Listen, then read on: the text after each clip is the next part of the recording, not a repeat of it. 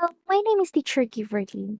But before we start this video, I just want to ask, do you find IELTS Speaking Part 2 quite scary? If that is the case, you no longer have to worry because today I am going to show you a simple structure with a real sample answer, of course together with our IMF method. Okay, so today we have here a sample question for IELTS Speaking Part 2. It asks, describe a time when you needed to search for information. So this is our cue card. You should say, what information did you search for? How did you search for it?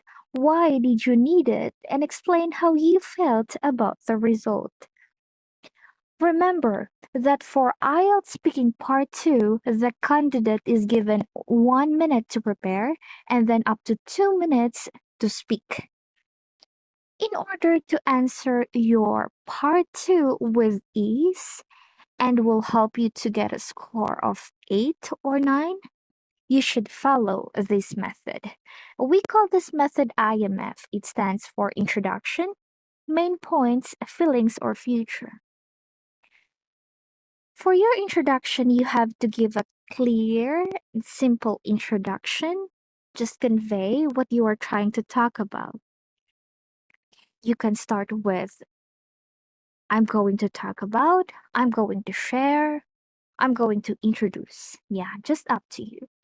When we say main points, this is the details of your answer. You should answer the cue card that we have here. These questions must be answered here in your main points. Now, for your feelings or future, this will serve as your conclusion, but you have the freedom to talk about your feelings or your future. Therefore, you can say, overall, I feel.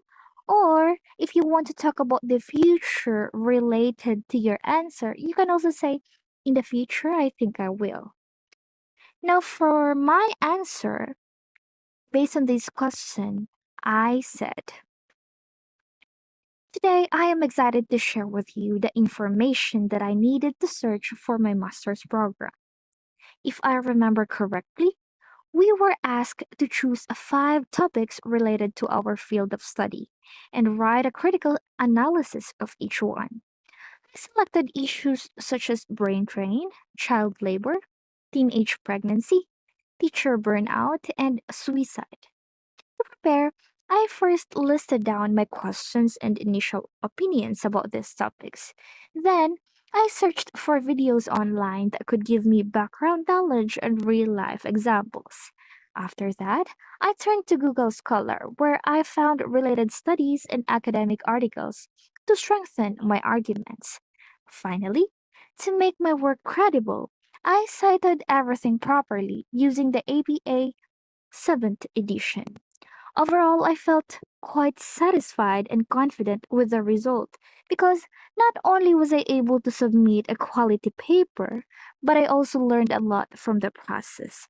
It reminded me how valuable research skills are, especially in academic writing. So that's it. I hope that you have learned the method IMF Introduction, Main Points, Feelings, or Future. So I highly suggest if you are struggling with your part 2 speaking test, you can definitely use this method. Okay, that's all. I hope that you've learned something from me today. Once again, this is Teacher Giverlin.